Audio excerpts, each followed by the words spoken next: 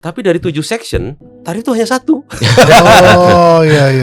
Ya, dari 7 section tarif hanya 1, yang 6-nya di luar tarif. Dan Yes. itulah yang memberatkan Indonesia. Termasuk halal. Oh. Halal mereka kan tidak boleh kita duplikasi ulang kalau sudah diperiksa mereka.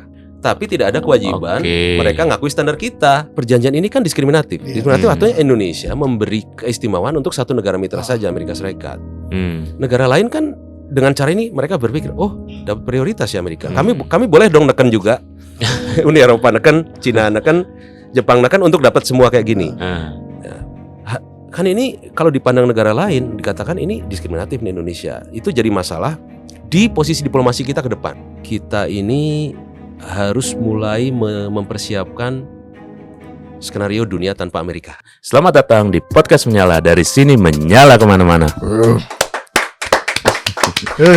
Di Yes. ini kan Iya. kemarin ya Iya. presiden kita itu habis ketemu Donald Trump Yo. dan ternyata ada tanda tangan. Iya. Tanda tangan apa itu? Pastinya tentang tarif resiprokal. Iya. Menurut lo gimana nih dia? Ya berdasarkan informasi ya di sejumlah media itu kita boncos banyak ya. Apalagi setelah penandatanganan ternyata Mahkamah Agung Amerika Serikat membatalkan tarif Trump yang tadinya besar itu jadi 10% untuk universal. Nah itu kan artinya ngapain tanda tangan? Ya kan? Nah kita akan bahas itu sama pakar nih. Dan yang sudah meriset. Tuh. Jadi selamat datang Mas Revi. Selamat datang di podcast Menyala. Makasih undangannya.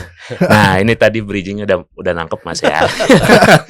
Mas Revi ini dari LPM Fakultas Ekonomi dan Bisnis UI ya Pak? Iya betul. Oke. Nah jadi gini Mas, ini kan satu yang lagi hot nih kalau soal isu ekonomi itu soal tarif resiprokal. Dan saya sebelum kesananya itu soal masalah tarif resiprokal ini saya mau bertanya sederhana dulu. Saya melihat bahwasanya di eranya Trump sekarang itu soal kebijakan dagang itu Trump agak protektif dan ya kayak gini. Jadi dia menerapkan tarif-tarif yang seperti ini. Nah dari kacamata Mas Revi itu kenapa Trump seperti itu? Ya, thank you nih undangannya lagi hot. Jadi dari Trump dulu ya sebelum masuk ke ART. Trump menyadari bahwa Amerika sedang declining gitu ya. Jadi saya juga akhirnya menyadari bahwa nggak ada peradaban di dunia ini yang terus meneruskan. Semua peradaban yang paling dominan pun akan turun. Kenapa? Ketika satu peradaban itu sudah makmur, pasti daya juang, daya kerjanya turun, sementara tingkat konsumsinya, tingkat gaya hidupnya sudah tinggi. Nah, Amerika kan seperti itu. Yeah. Oleh karena itu harus dilakukan sesuatu yang agak mengejutkan, agak memberi shock pada orang Amerika dan kepada mitra-mitra dagangnya. Itu pertama. Kedua, Amerika sebagai proponen perdagangan bebas ternyata melihat perdagangan bebas ini lebih banyak dimanfaatkan oleh negara berkembang untuk catching up, untuk mendekat gitu. Jadi mereka bilang, ya kita memanfaatkan negara berkembang untuk industri kita dan untuk industri kita direlokasi dan segala macam kata Amerika, tapi mereka kok dapat manfaat lebih banyak ya mereka catching up gitu ya. Jadi itu. Nah kemudian yang terakhir tentu dia harus melayani harapan kepentingan konstituen utama dia. Konstituen utama dia kan ada kaum pekerja, kaum petani gitu. Maka kalau yang dilindungi seperti itu maka nggak ada pilihan selain proteksi, kecuali kalau dia melihatnya agregat itu lebih untung perdagangan bebas sebetulnya. Kalau negara secara keseluruhan lebih untung free trade, tapi kalau dia punya konstituen yang harus dia puaskan, dia bisa jadi protektif. Nah itu kan jadi dari situ itu akhirnya kan salah satu kebijakan Trump itu soal dagang itu adalah tarif resiprokal gitu kan. Dan ini ada kebijakan ART itu kan. Nah ini kan sebenarnya apa sih ART itu? Karena kan banyak yang mungkin dari kita sudah memahami separuh-separuh gitu atau sepotong-sepotong. Baik. Jadi untuk memahami sistem, memahami aspek legalnya, karena ini kan bahasa legal perjanjian ya. Saya juga wawancara banyak orang. Mantan Menteri Perdagangan, mantan dubes kita di luar negeri, mantan atas perdagangan. Saya wawancara supaya saya tidak salah tafsir. Akademisi itu kan Oke lah, kita bisa melihat aspek ekonomi ya, tapi Ah. sebetulnya cara membaca pasal per pasalnya seperti apa saya wawancara dan kemudian ditelurkanlah policy brief kami itu. Itu kami menahan diri untuk tidak keluarkan di hari pertama kedua karena kami betul-betul coba gali ya kan influencer udah mulai muncul hari pertama kedua kita tahan diri ntar dulu deh. Makanya keluarnya 33 halaman tapi bisa insya Allah bisa dipertanggungjawabkan. Pertama adalah kata-kata perjanjian resiprokal bilateral ya. Nah, itu kan sebetulnya kalau kita lihat itu adalah perjanjian yang diarahkan untuk mendekatkan hubungan ekonomi secara bilateral. Nah, di situ kata-kata resiprokal agak meragukan karena yang resiprokal di situ hanya tarifnya. Tarifnya memang resiprokal. Nah, kalau tarif dari sisi ilmu ekonomi internasional, saya malah nggak terlalu khawatir. Bagi kita kasih produk Amerika masuk free itu tidak merugikan loh. Dari perspektif ekonomi internasional tuh impor tuh bukan kerugian. Ekspor itu menguntungkan, impor pun menguntungkan. Kenapa? Kalau kita beli barang berarti kita butuh. Kalau nanti memang tidak dipaksa ya, kita beli memang berarti ada pilihan barang murah dan ada pilihan jenis dan harga barang. Jadi kalau kita ngikutin teori kedaulatan konsumen, kalau banyak pilihan jenis dan harga, kenapa tidak? Di tarifnya saya tidak khawatir. Nah, ini yang sering dibahas oleh aspek sisi pemerintah itu kan tarifnya. Betul, saya nggak beda pendapat dengan pemerintah. Tarif fine. Tapi dari 7 section, tarif itu hanya 1. Ya, dari 7 section tarif hanya 1, yang 6-nya di luar tarif dan itulah yang memberatkan Indonesia. Itu. Jadi kalau batas antar negara dibuka supaya orang bisa trading dan konsumsi fine. Tapi kalau setelah dibuka masih dipaksa untuk membeli, ini kan jadi isu gitu. Itu pertama ya. Kedua, yang juga saya coba pahami dari berbagai ahli mengenai keputusan Mahkamah Agung Amerika.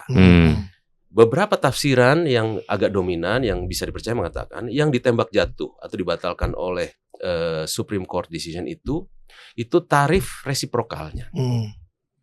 Jadi katanya begini. Kebijakan tarif di Amerika itu harus melalui Kongres. Kenapa? Karena tarif itu nanti berkaitan dengan apa? Dengan biaya hidup orang Amerika. Kalau mereka mentarifi sembarangan, Trump mentarifi sembarangan, biaya hidup orang Amerika bisa terganggu dong. Kemudian bisa berpengaruh terhadap harga input manufaktur Amerika. Nah, input dari Cina biasa dipakai, atau dihambat, bisa terganggu industrinya kan. Ketiga terkait dengan pemasukan negara. Itu sebabnya harus pakai Kongres. Nah, dia kemudian sehingga sebetulnya tarif yang dikenakan tanpa dasar itu, oleh karena itu di Amerika kalau mau mengenakan tarif harus ada dasarnya supaya tidak mengganggu konsumen, tidak mengganggu industri. Satu dasarnya adalah ada investigasi kecurangan mitra dagang. Nah, tarif resiprokal kemarin menurut Mahkamah Agungnya Amerika itu tidak pakai investigasi. Di Gebiah ya kan, tahu-tahu Indonesia kena 64% awalnya, terus kemudian 32, kemudian 19.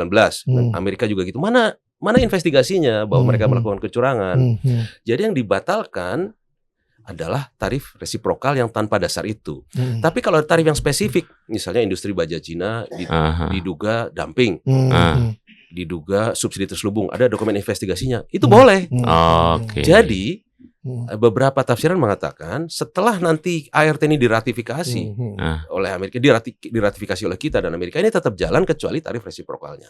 Nah, plus yang non tarif masih bisa berjalan gitu. Nah, jadi dari situ kita mengatakan oke, kita lupakan pembahasan tarif biarlah berjalan gitu. Proses di mahkamah, proses ratifikasi di Amerika dan Indonesia, dan kalaupun nanti dibebaskan tarif, saya senang-senang aja. Tapi pasal artikel 2, 3, 4, 5, 6, 7 ini yang perlu kita dalami. Isinya apa tuh yang 2, 3, 4, 5, 6, 7? Dan itu benar nggak bahwa Indonesia didorong untuk membeli atau berkomitmen membeli produk energi pertanian dan manufaktur? Iya. Jadi kalau kita dalami ya, totalnya berapa?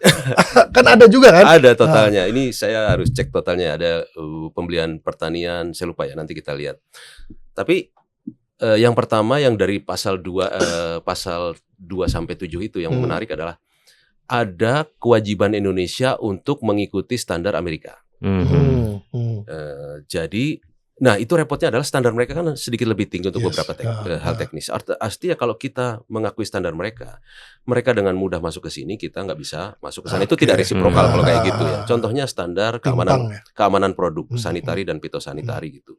Hmm. Artinya kalau kita menyamakan standar mereka, produk mereka ke sini pasti diterima dong. Yes. Karena Nah. kita ngakui standar mereka. Yes. Tapi standar kita sampai sana diakui atau Iya. enggak? Nah, itu satu yang agak berbahaya itu. Belum termasuk halal. Halal mereka kan tidak boleh kita duplikasi ulang kalau sudah diperiksa mereka. Ya, Jadi kalau sudah diperiksa sama mereka, badan halal di sana, ya otomatis kita tidak boleh melakukan pemeriksaan yang menduplikasi. Artinya kan kita dipaksa ngakui standar mereka. yes. Tapi tidak ada kewajiban Oke. mereka ngakui standar kita.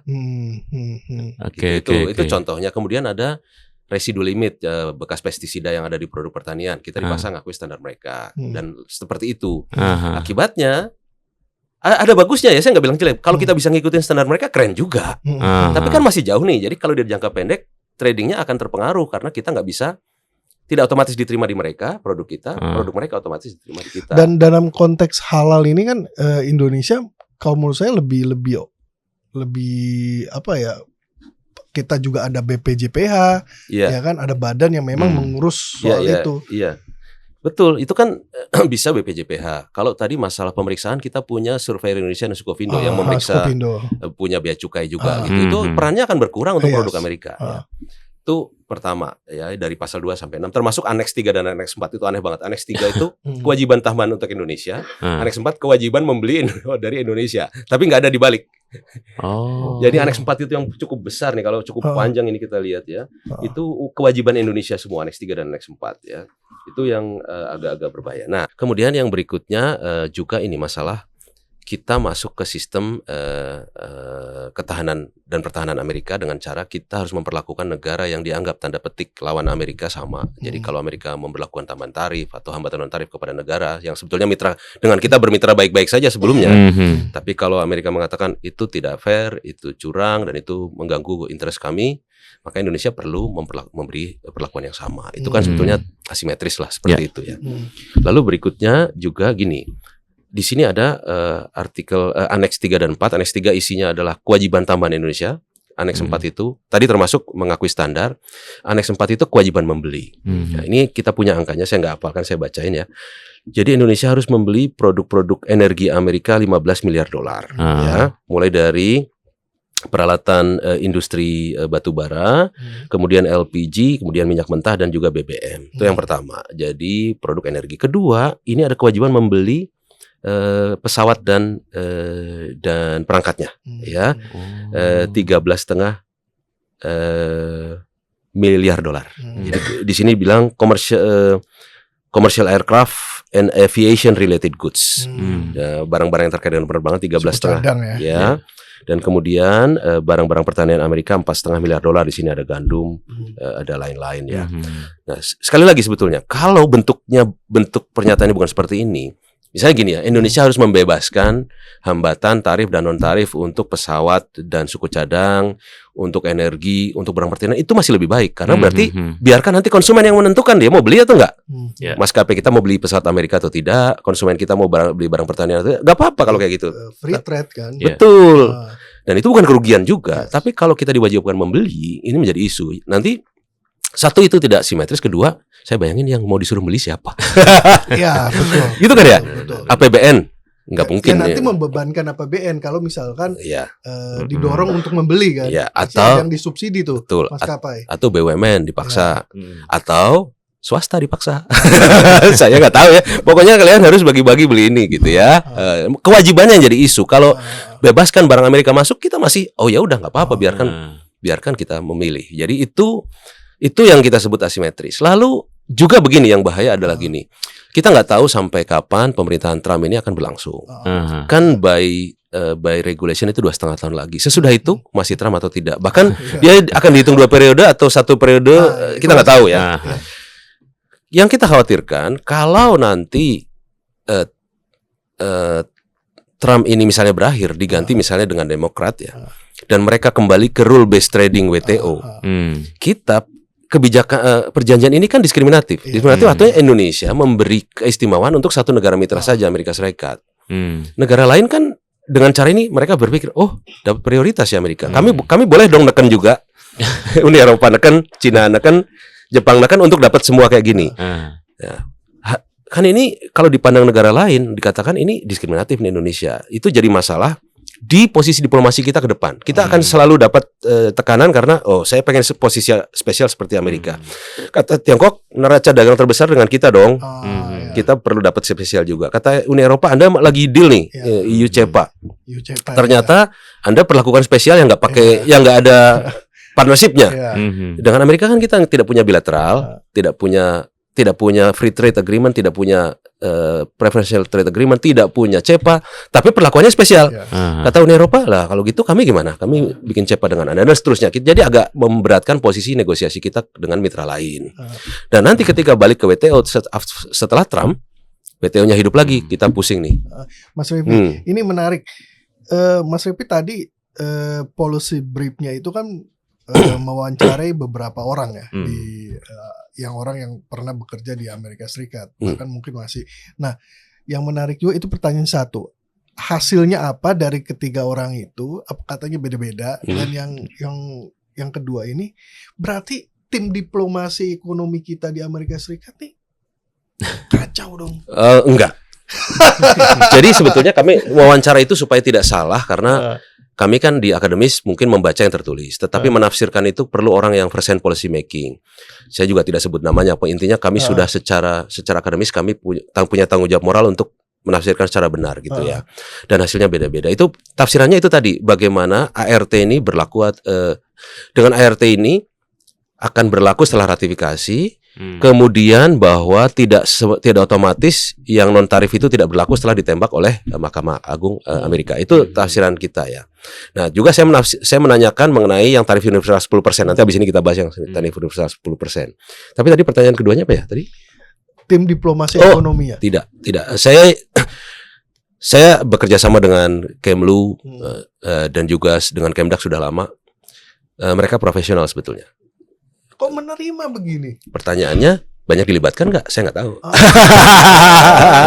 Berarti kan saya nggak tahu ya. Tapi kalau saya pernah pernah menemani ya Kemlu untuk waktu itu negosiasi awal bilateral dengan beberapa negara kecil gitu. Menurut saya mereka ngerti apa yang mereka lakukan.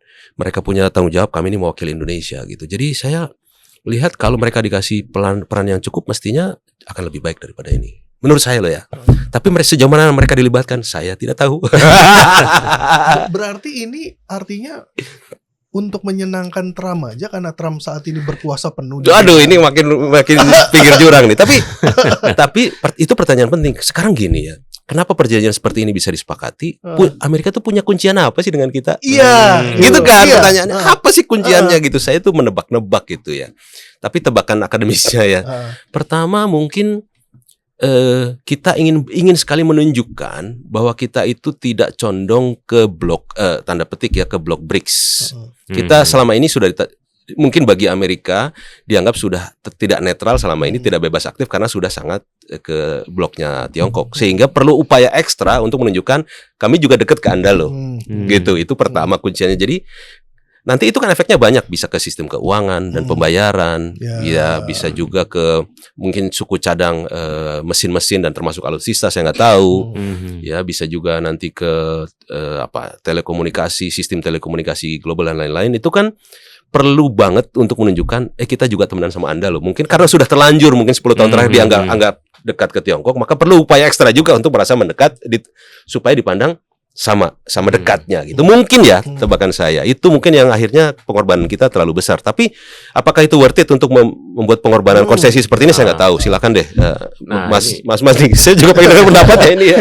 Nah ini Mas, saya agak ini ya, maksudnya saya ngelihat agak ini kan ngeri-ngeri sedap ya. Yes. Ngeri-ngeri sedap, dan saya agak khawatir dengan kondisi industri di Indonesia ke depan, dan apalagi kan standarnya gitu.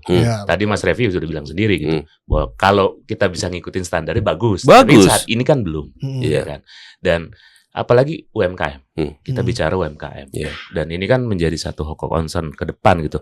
Nah, dari perjanjian ART ini gitu, ART ini apa yang akan terjadi di industri perekonomian kita di dalam negeri, dan apakah bisa survive tuh nanti UMKM yang lagi berjuang Karena untuk dibanjiri produk Amerika. Iya. Sekali lagi ya, kalau bentuknya free trade gitu, kita masih bisa bilang plus minus, positif negatif. Kenapa? Produk Amerika itu kalau kita lihat ini, memang ada yang diperlukan kita memang perlu kedelai, nggak mungkin cukup gitu. Kita gandum juga nggak tanam gitu. Oke kan, sampai situ nggak ada masalah. Yeah. Pesawat terbang juga kita impor, nggak ada masalah mestinya kan. Tapi itu menjadi masalah ketika ada kewajiban membeli, belum tentu kita butuh kan. Dan belum tentu pada satu pengadaan barang jasa tertentu pas yang menang yang lebih baik, lebih murah itu yang dari Amerika kan. Itu yang akan menjadi beban untuk biaya tambahan untuk industri kita yang nanti jadi ditugasi untuk membeli.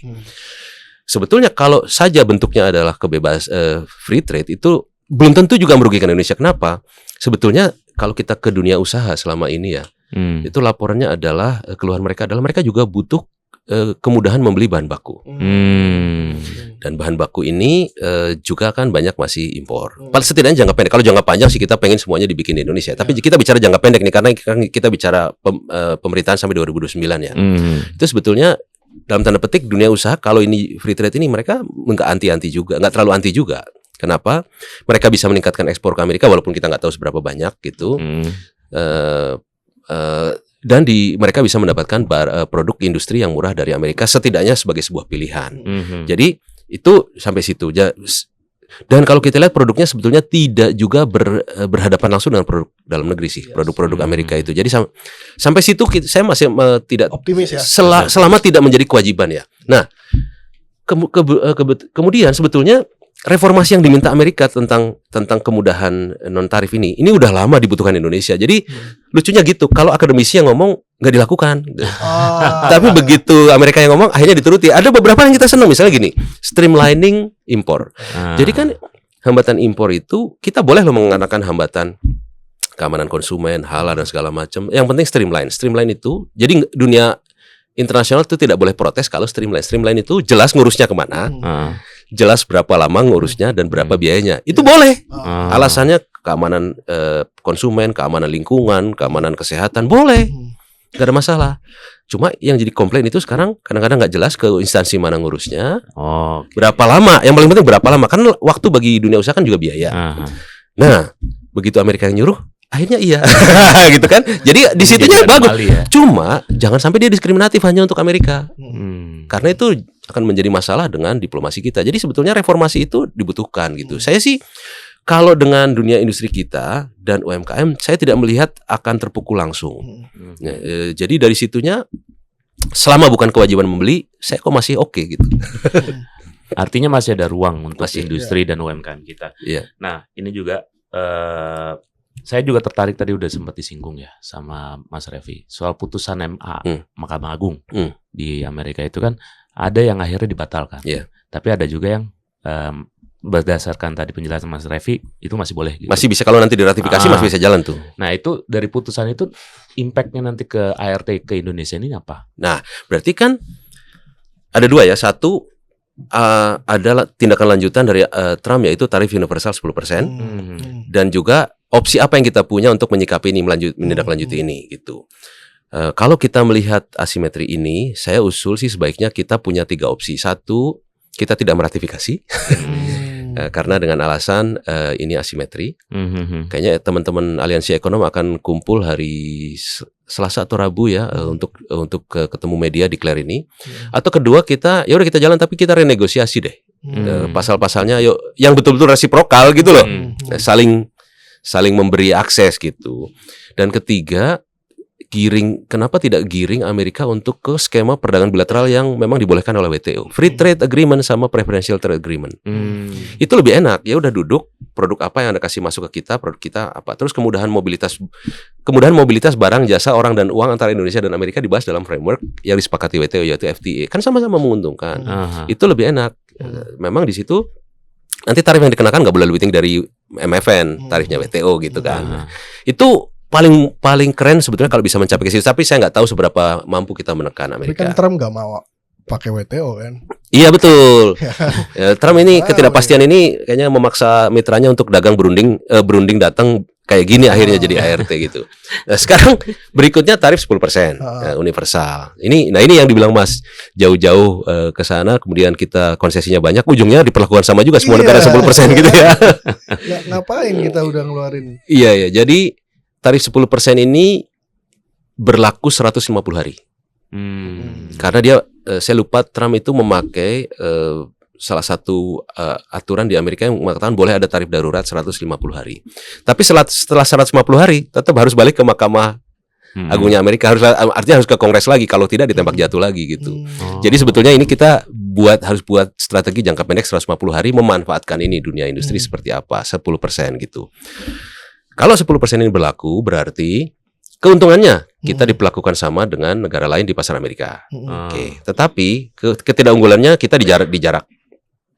Jarak kita kan jauh relatif dibanding Jepang, dibanding Meksiko, Amerika Selatan, kita jauh gitu ya. Jadi barang-barang yang bulky yang besar makan tempat itu kita agak kekurangan, akan kurang daya saing. Kedua, kita kehilangan manfaat relokasi produk pabrik Tiongkok. Waktu perang tarifnya asimetris yang hanya menyasar Tiongkok dulu, Indonesia tuh sedikit dapat manfaat. Kenapa? Satu, produk Indonesia, beberapa alas kaki dan lain-lain itu mengganti produk Tiongkok di pasar Amerika. Karena Tiongkoknya kan kena tarif besar ya. Kedua, beberapa pabrik Tiongkok pindah ke Asia Tenggara supaya bisa masuk ke pasar Amerika. Menggunakan skema rules of origin. Jadi skema rules of origin itu gampangnya gini. Kalau pabrik Anda pindah ke Tiongkok ke negara lain, negara manapun di ASEAN, kemudian itu berubah bentuk secara signifikan, dari kain menjadi pakaian, dari benang menjadi kain, itu walaupun Amerika tahu itu pabrik Tiongkok, tetap akan dihitung sebagai produk Indonesia. Sehingga ada motivasi menarik pabrik Tiongkok sini nanti bisa mengekspor ke pasar Amerika. Tapi kalau sekarang diperlakukan sama, kan motivasi itu hilang. Kita malah harus fight dengan Tiongkok di pasar Amerika kan itu. Mas Revi, ini yang menarik juga nih, kita harus ngebahas satu tokoh ini karena menjadi leader ya dalam diplomasi, Menko Perindustrian, Erlangga Hartarto. Nah, menurut Mas Revi, ini Menko-nya ini sudah oke dalam melobi atau ya tadi kayaknya takut sama Trump nih? Karena iya aja gitu. Waduh, bahas orang ya. Ya, kita bahas kebijakannya. Kebijakannya. Kalau yang saya baca adalah sebetulnya arahnya adalah kekhawatiran pemerintah dari pucuk ya, termasuk Presiden Menko akan satu mungkin suku cadang dan alat-alat industri dan termasuk alutsista itu kita perlu sekali berhubungan baik dengan Amerika. Kedua, kita masih perlu hubungan baik untuk sistem pembayaran dan lain-lain, sehingga mungkin mindset yang dibawa ya udah deh kali ini kita berikan konsesi yang lebih besar gitu ya. Paling nggak untuk membalikkan pandangan bahwa kita selama ini 10 tahun terakhir sangat dekat ke Tiongkok. Mungkin itu yang membuat konsesi terlalu besar. Padahal kalau posisi awalnya tidak seperti itu, saya yakin Pak Menko pengalamannya banyak. Mestinya kalau memang dikasih ruang yang cukup luas, saya pikir tidak seperti ini sih. Saya pikir gitu. Tapi menariknya gini, ada pertanyaan yang menurut saya kritik tajam banget ya Bang Ayal. Soal misalkan hasil perjanjian Indonesia dengan Amerika Serikat yang tanpa keputusan Mahkamah Agung AS itu adalah kemenangan elit Indonesia. Bukan kemenangan warga negara Indonesia gitu loh. Artinya hanya elit yang diuntungkan, yang punya perusahaan-perusahaan besar. Nah, makanya tadi tuh nyambung dengan Mas Revi bahwa ada lobby-lobby elit yang karena dia kebutuhan di Amerika Serikatnya tinggi, cukup untuk alutsista dan lain sebagainya, sehingga mendorong agar ya udah sesuaikan aja dengan Trump agar saya nih usahanya di Indonesia enggak ini. Itu tuh gimana? Malah menurut saya enggak, itu bukan tidak otomatis mencerminkan kepentingan elit ekonomi. Itu lebih kepada kepentingan strategik Indonesia gitu. Jadi untuk supaya Indonesia kembali dianggap netral di panggung internasional, perlu konsesi yang lebih besar untuk mendekat ke Amerika. Itu lebih kepentingan kepada keamanan. Memang kepentingan strategik. Memang kepentingan strategik itu tidak langsung berhubungan dengan rakyat banyak, itu bedanya. Nah, beda kalau negosiasi perdagangan kita, justru beda kalau perdagangan negosiasi kita dengan yang lain-lain, itu baru elit ekonominya agak dominan. Misalnya gini, kalau kita bernegosiasi dengan satu negara, katakanlah kemarin apa Asia Tengah ya, kemudian atau waktu itu dengan Pakistan, itu ketika kita minta produk apa yang akan kita permudah masuk ke pasar mereka, ini elit di sini elit ekonomi akan menyodorkan, tolong dong produk saya yang diminta di 0%. Nah, di situ malah clear kalau kayak gitu, malah nggak apa-apa. Artinya ya itu deal bisnis biasa, walaupun yang diuntungkan nggak semua orang ya. Nanti si negosiator akan balik tanya, punya ekstra kapasitas produksi, kalau tahu ada permintaan, siap dan segala macam, siap, oke, jalan. Itu malah lebih baik, sedikit lebih baik daripada kalau dia tidak ada konsultasi stakeholder lah gitu. Jadi gampangnya mungkin saya tidak ke situ arahnya, tapi kepada apakah ini sudah dikonsultasikan dengan stakeholder secara luas. ART ini kan, saya nggak tahu apakah sudah ada round of discussion dengan DPR misalnya, round of discussion dengan dunia usaha, round of discussion dengan, saya nggak tahu, atau antar kementerian deh. Pernah nggak antar kementerian kasih tahu, oh kita akan melakukan ini ya, Anda siapkan ini standar ini ya, BPJPH siapkan, Kementerian Perindustrian harus siap, apa ya ada itu saya lebih ke situ malah gitu. Tapi jadi kayaknya enggak deh. makanya staf yang oke di Kementerian Perdagangan aja kayaknya, kalau kata Mas Revi tuh kalau dilibatkan jauh lebih bagus. Oh pasti saya menurut saya cukup optimis. Saya beberapa kali berhubungan dengan para diplomat, dengan juga dengan staf di kementerian, mereka masih semangatnya, masih menyala, dan mereka siap gitu, asal memang ruangnya diberi cukup menurut saya sih. Terakhir Mas Revi, apa yang harus dilakukan Indonesia dalam waktu dekat merespon Supreme Court dari Amerika Serikat? Ya, menurut saya pertama ini kan pertama belum legally binding, ya, karena memang harus diratifikasi gitu ya. Dan pertama menurut saya adalah jangan mudah terpancing untuk segera masuk ke negosiasi yang seperti ini, kecuali memang ada ajakan untuk negosiasi ulang yang lebih fair. Kedua adalah kita ini harus mulai mempersiapkan skenario dunia tanpa Amerika.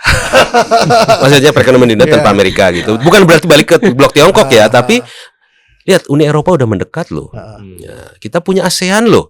Centrality ASEAN apa kabarnya gitu. ASEAN kan adalah tonggak kita sejak lama gitu, komunitas kita. Kita punya RCEP.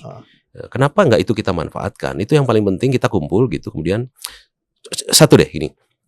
BRICS contohnya ya. Menurut Mas di sini BRICS positif atau negatif untuk Indonesia? Oh, menurut saya positif. Ya kan, misalnya. Tapi sayangnya saya cek semua pertemuan BRICS tidak ada membahas akses penurunan tarif, penurunan hambatan non tarif, nggak ada. Karena lebih politis. Betul, artinya belum jadi manfaat kan itu. Itu baru kayak forum kumpul-kumpul pemain besar selatan untuk menunjukkan kami juga punya daya tawar, kami juga punya teman. Kalau itu mau di exercise, oh ya pertemuan berikutnya harus betul-betul bahas. Indonesia dikasih akses pasar apa ke Brazil, kasih akses pasar ke India gitu. Itu akan menjadi penyeimbang yang seru, yang setidaknya 3 tahun ke depan. Yuk kita anggap aja dunia tanpa Trump itu seperti apa sih? Gitu. Bisa nggak Indonesia tanpa Trump? Itu pertanyaan. Baik, menarik Mas Revi. Kita akan kembali lagi dengan narasumber di Menyala. Salam.